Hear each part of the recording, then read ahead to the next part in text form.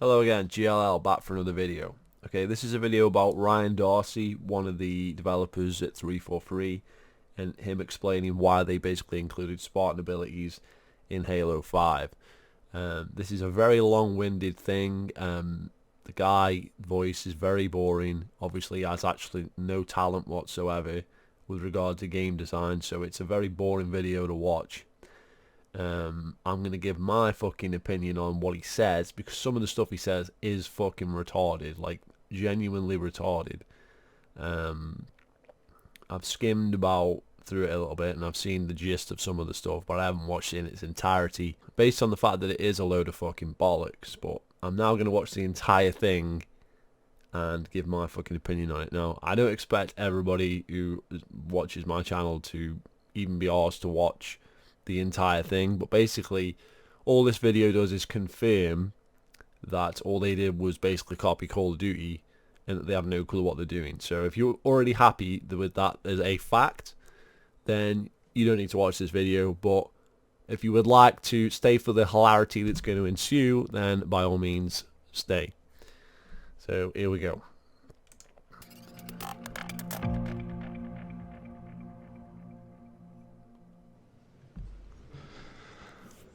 Hey y'all, I think we're gonna get started here. So just a quick reminder, please turn off your phones, any other noisemakers. Also I'll give another quick reminder at the end of the talk, but please do fill out the surveys that you should receive in your email inbox after this talk. It helps ensure that you guys have the best GDC experience that you can have. And with that, good morning, welcome to my talk, Making Moves, Designing Spartan Abilities for Halo 5 Guardians. I know this is kind of an early one, and I know we're not all making the best decisions at these evening events at GDC, so thanks for making it out of bed for this one. Or even in game design in general. With that, let me quickly introduce myself a bit further. My name is Ryan Darcey, aka Spartan 1205. I'm an 11-year industry veteran, and I've had the pleasure of working at the following companies: Terminal Reality, LucasArts, and 343 Industries. Over the years, I've curated a career that's involved a lot of bouncing around with regard to roles and responsibility, which is to say, I wear the Jack of all trades badge with pride and approach game development from all angles. Jack of all trades, master of none.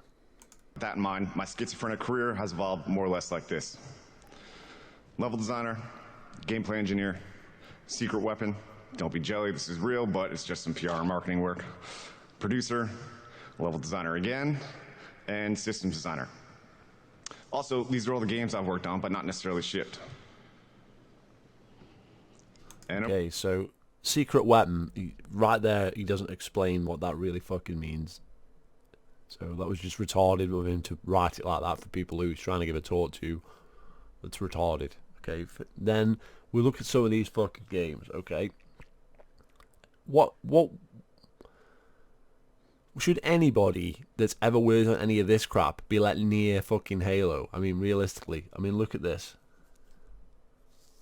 I'm not even going to get into specifics of these games, but why would anybody working on any of that garbage there be Halo worthy in any way, shape or form? of course, Halo 5 Guardians. This is almost definitely why you're here, and if there was any doubt, it will be the focus of my talk. Now, as I stated in the description for this talk, Halo has a long legacy of delivering highly balanced, competitive first-person shooter gameplay, where concepts like 30 Seconds of Fun and Golden Triangle laid the foundation for the player experience. But after releasing 6 successful titles spanning the course of 14 years, how do you advance the IP while maintaining the fundamental philosophy? What's going to make Halo feel fresh again? How much do you risk alienating the community that brought you this far? Well, Spartan abilities are just some of the features 343 delivered in Halo 5 Guardians to answer these questions, and they were the focus of my responsibility throughout the project's duration. During this talk, I'll be discussing the process of taking 2 of these new Spartan abilities from concept to final release: Spartan Charge and Ground Pound. Also, just to give this talk a bit more structure, I'll be breaking it up into 3 acts. Act 1, the setup, or choosing where to innovate. Act 2, confrontation, or mapping actions to controls. And Act 3, resolution, or tuning for balance. Now, before I dive in, I first want to recognize all the brilliant, talented people who have contributed to the Halo legacy leading up to Halo 5, as well as those currently working alongside me at 343. I consider myself very fortunate to have an opportunity to present this talk, but the story I'm telling here involves many characters, and I'm just one small player in the grand scheme of things. Also, this talk has purposefully molded history into a more structured, easily understood story so that you might take some actionable learnings home with you. The reality is, game development is messy, including Halo 5, and what I'm presenting to you here is all viewed through the clear, malleable lens of hindsight. And so, with those disclaimers, I know it may have been a while since some of you have Haloed, so let's take a quick look at the Spartan in Halo 5. And if it's been a really long time, I should remind you that the Spartan is a playable character in the Halo franchise. Who the fuck is watching this and doesn't fucking know that already? I have a job to do. 10, 9, 8, 7, 6, 5, 4, 3, 2, 1. Rangers in space!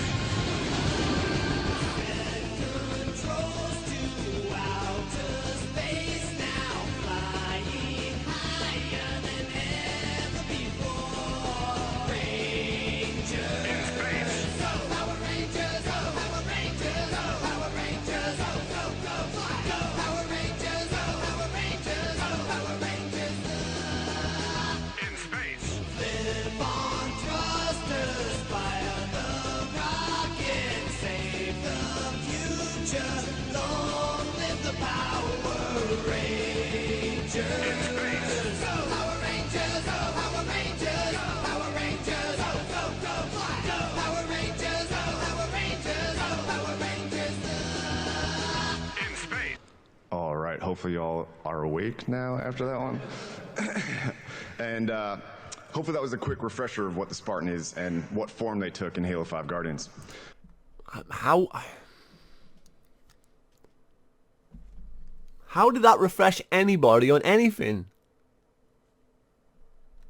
So, with that out of the way, let's move on to Act 1 of this talk. The setup, or choosing where to innovate. Or more specifically, choosing where to innovate for the Spartan. And although this talk is mainly about Spartan Charge and Ground Pound, in order to understand how we chose to develop those abilities for our hero, we have to briefly talk about the other abilities that led up to them first. But even before that, we need to talk about Batman.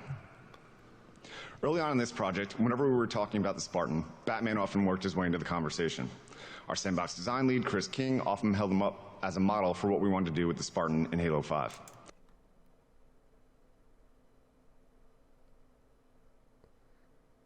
Trying really hard not to laugh at this guy at this point, being as I already saw this little bit of a snippet.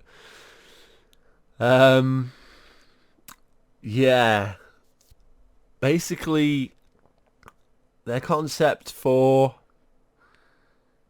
a Spartan super soldier from space who comes from Earth, and it's basically a rip-off of Starship Troopers, aliens, shit like that, but Batman? How would you equate Batman to... What sense does that make?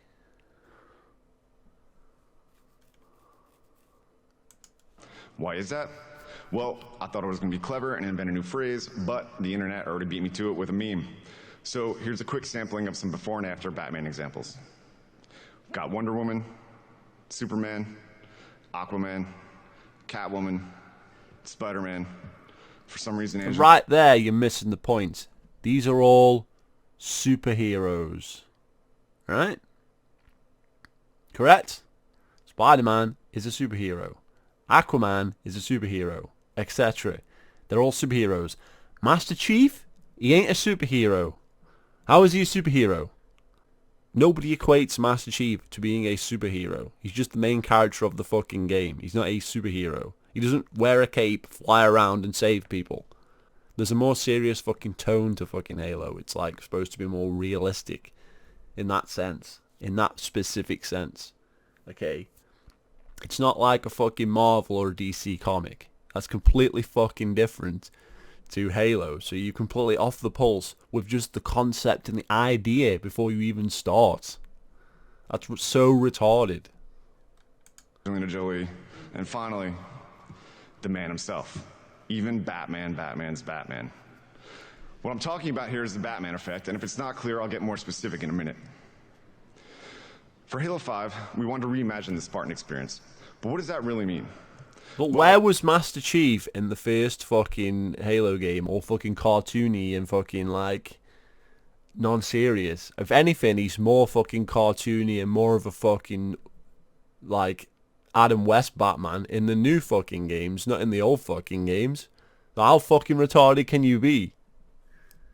Well, honestly, there aren't really any big gameplay gaps we were trying to fill. How many gameplay gaps are there in Halo right now? That was and continues to be one of the most difficult things for us on the sandbox design team. What the fuck is a gameplay gap? And sort of related to that point, we're at great risk of overcomplicating things. In Jamie Griesemer's 2010 design and detail talk, he describes balance as a barely manageable number of choices. In his 2012 talk, he also discusses the idea of the player's mental system requirements, which models the player's ability to handle simple and complex problems and how that changes drastically with the speed at which the player is required to execute them. Ultimately, this demands that we don't overwhelm the player with new actions in an already crowded player decision-making space. And finally, on the evolutionary path, we have to make sure that Halo remains Halo. We've got a very vocal... Well, you fucked up on all these points, so what are you getting at? All this was a fuck up. Dedicated fan base that's extremely important to 343 in the franchise. We can't change Halo so much that these players feel like strangers to the game. Well, you already did that, so well done. Not to mention, Halo isn't really broken. We don't need to fix it, or in the yeah. So why did you try and fix what wasn't broken? wise words of our sandbox design lead, Chris King, don't fuck it up. But you did fuck it up. From the very concept of just saying we're going to copy Batman is retarded. So where does that leave us? Well, I like to think that we approach the Spartans similar to how Christopher Nolan approached Batman in the Dark Knight trilogy. What? What? What? Still talking about fucking Batman? Really? Really? Really? Batman still has the same gadgets, but the way they're packaged together makes them feel fresh again. Arguably, the Batman we see in the Dark Knight trilogy is to date the most visceral version of that Batman. What's this word visceral it keeps getting bandied about? Fuck's sake. So ultimately, we wanted to follow Christopher Nolan's lead and double down on the Spartan fantasy by refining some of the gameplay such that it embodies the most visceral version of that Spartan fantasy. Jesus. And to kick off this process, we started asking a lot of questions about what it means to be a Spartan. Questions like, what's it like to wear the Mjolnir armor? Does it really feel like you're a super soldier space marine tank? I'm looking at you, fall damage. What about all those old cinematics that showed Spartans flying around with thrusters? Why couldn't we use them in normal gameplay? Is there a way to ground this thing? That wasn't old footage. Where's the old footage of them flying around with thrusters? What a load of bollocks. See more strongly in the core gameplay loop. What should we leverage from previous Halo iterations? And why weren't they as awesome as they could have been? These were all great questions that pointed at valid criticisms of the Spartan gameplay at the start of Halo 5. By asking them, we were able to refine the definition of a Spartan, which then we could use to help refine gameplay related to the Spartan. And this is my version of that Spartan definition in absence of a formal one. A run-and-gun pit bull with a high-tech, thruster-powered combat suit that can give and take a beating, or what a Spartan is to me. Has this guy ever played Halo? I mean, ever played it? Ever? Now that we have that as an underlying force driving our decision-making process, what does that actually mean for gameplay? Where should we focus? Means they're gonna fuck the game up. After much discussion across a large portion of the team, we found our answers along two upgrade paths for what later became known as the Spartan abilities. These two upgrade paths were mobility upgrades and melee upgrades. First, I'll talk about mobility upgrades. Then, once you have an understanding of how those shaped up, it'll become more clear as to how this allowed for Spartan Charge and Ground Pound to become the melee upgrades. To kick it off, we'll take a look at this video I recorded early on for an internal sales pitch that highlights some of the Spartan abilities one by one. Internal sales pitch to who?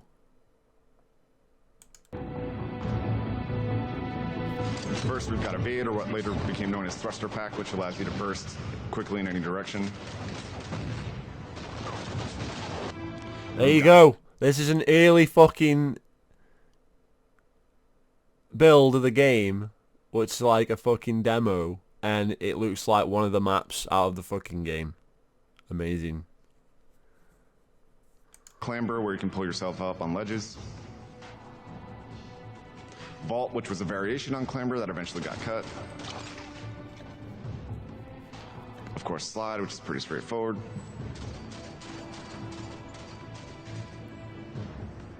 Shoulder Bash, which later became Spartan Charge. Shoulder bash? You mean like shoulder charge from Destiny? So you literally were going to call it shoulder charge or shoulder bash and then change it to Spartan charge because it sounded too much like shoulder charge from Destiny. Really?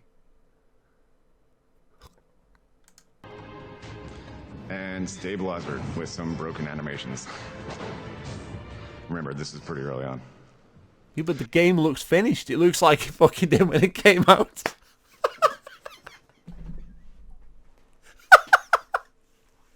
That looks like one of those stupid fucking One Life mats. I can't even remember the fucking game mode's name at the minute. It looks like that stupid fucking, oh, you've got one life fucking level. It looks exactly the same. It looks like, oh my god. Okay, those with the keen eye and those of you who Rake paid out. attention, you may have noticed that the ground pound didn't show up there. And that's because it almost got cut.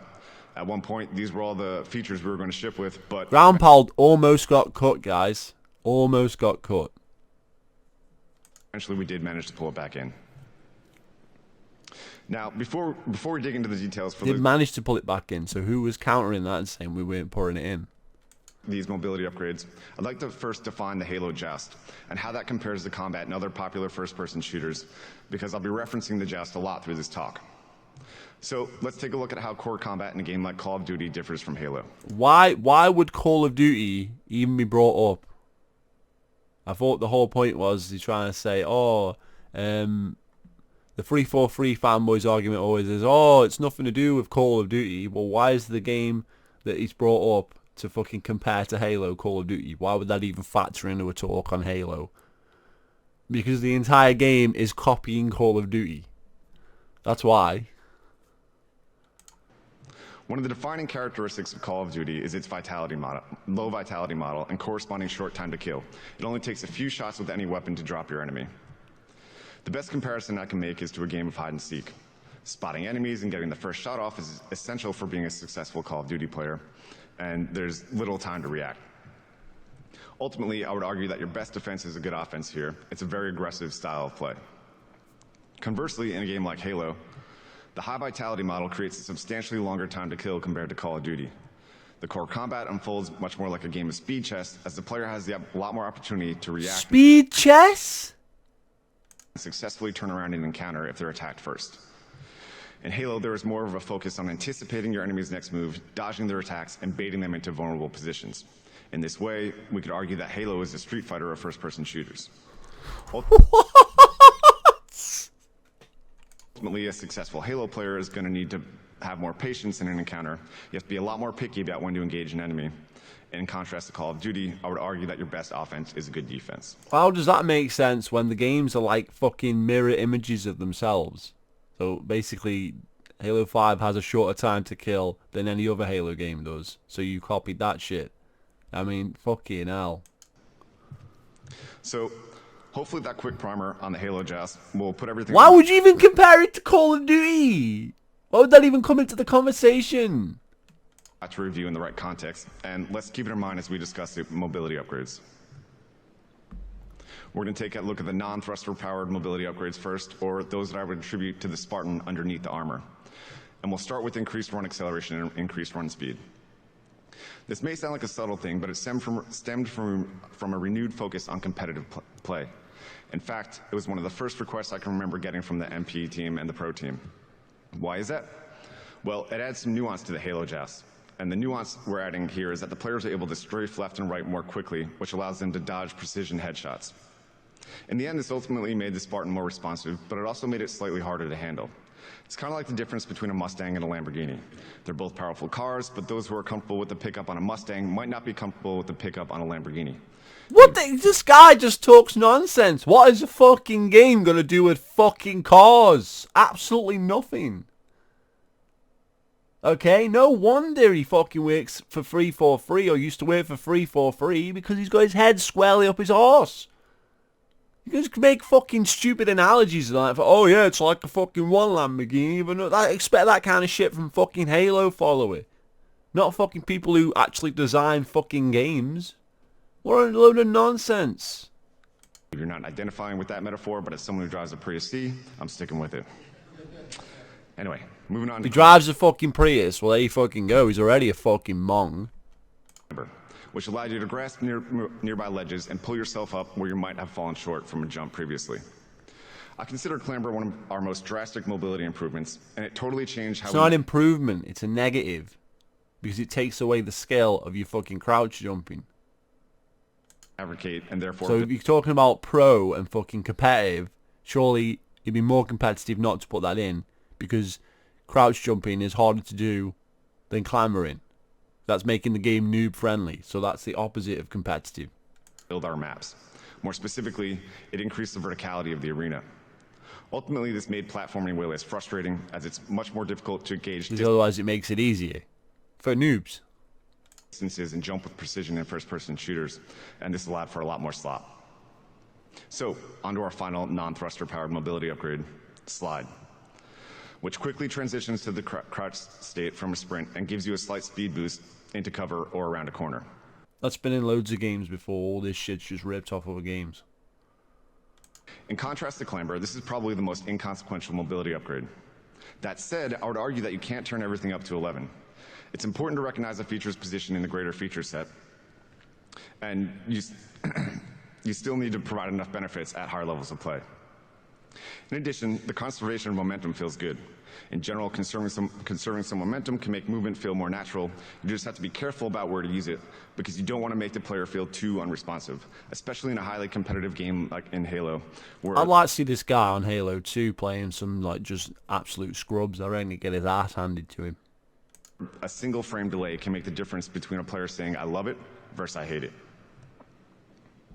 All right, now let's discuss the thruster-powered mobility upgrades. And first, we'll talk about Stabilizer, which very simply allows you to hover in the air while zoomed.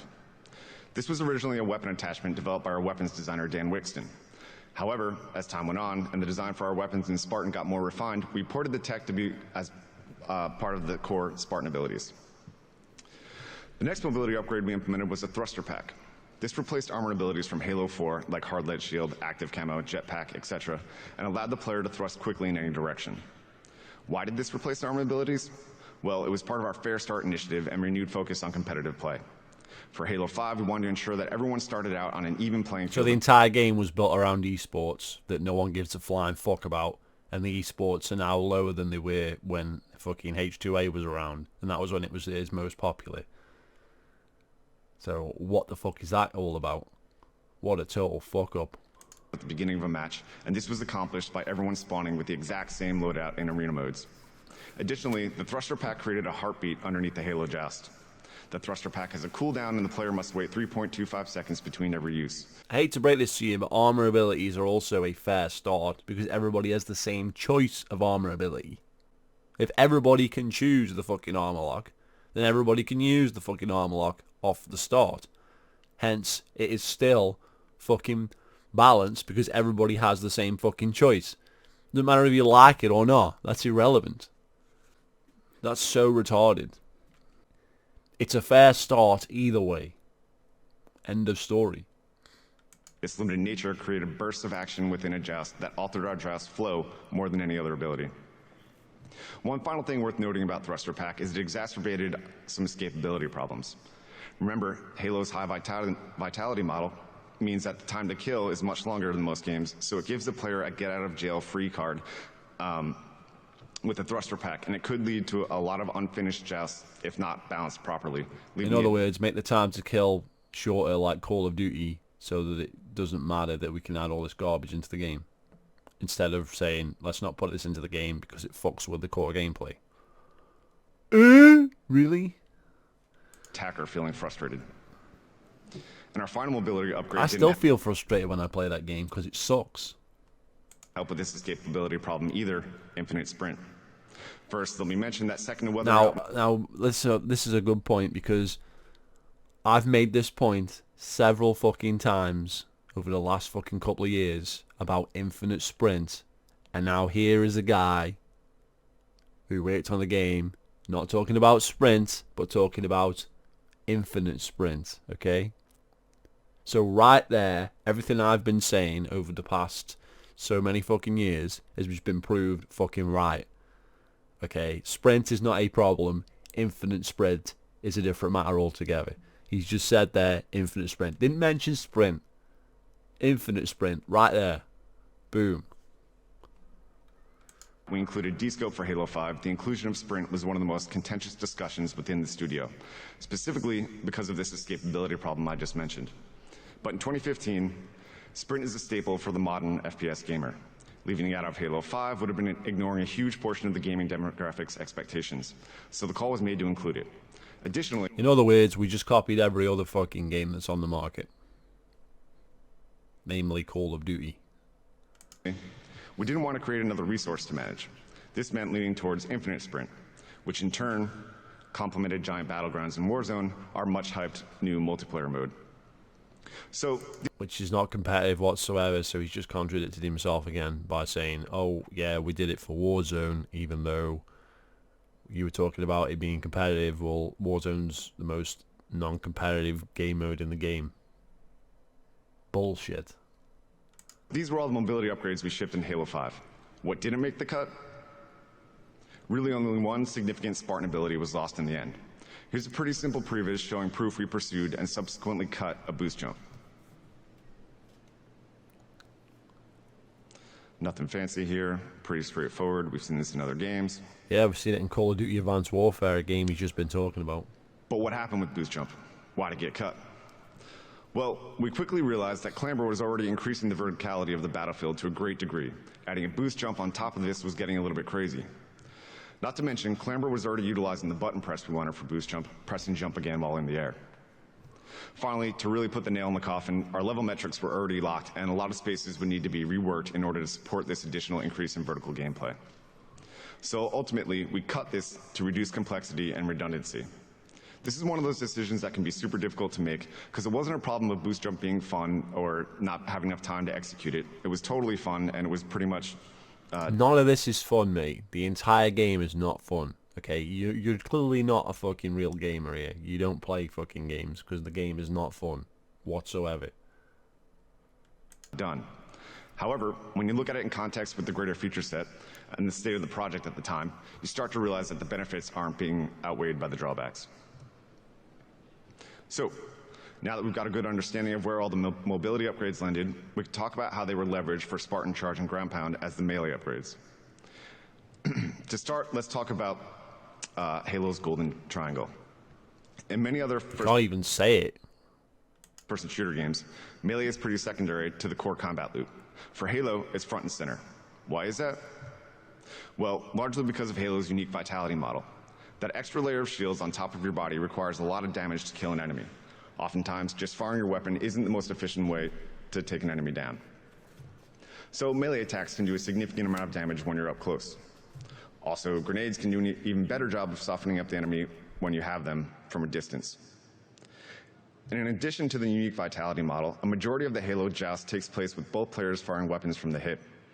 This means the engagement range is pulled closer and the range of movement is greater than most shooters, which in turn allows for more melee opportunities. These three damage dealing mechanisms, weapons, grenades, melee, all sit at the points of Halo's Golden Triangle. Mastering these elements is integral to competitive play. And as I stated earlier, we set out to bolster that melee point by leveraging all the mobility upgrades. So let's take a look at how that was. But you didn't bolster the melee, did you? Because you bolstered the fucking power of the weapons, which means less people are meleeing because they're using fucking machine guns at long range. So this is how dumb you are. Accomplished. We'll start by taking a look at Spartan Charge.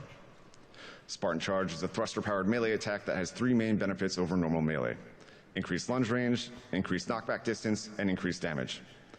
The mobility upgrades leveraged for this action were first sprint, in the way that it was used for balancing by requiring the player to be at full sprint before triggering Spartan Charge. In addition, we utilized Thruster Pack, as it was what powered the action both fictionally and technically under the hood. So how about our other melee upgrade, Ground Pound? Ground Pound allows the player to close the gap from above very quickly and with enough skill can be used to take out an enemy with one direct hit.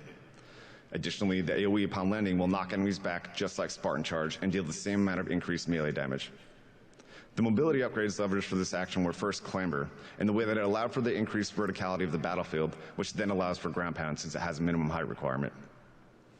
We also utilized Stabilizer, as it was used while charging and allowed the player to line up their target more easily. Now that we've got an understanding of what the mobility upgrades were and how they were leveraged for the melee upgrades, we can move on to the second act of this talk to review Spartan Charge and ground pound in more detail. Act 2, Confrontation, or Mapping Actions to Controls. And just to be upfront, this is where the talk starts going deep, and I'll be hurling a lot of information your way.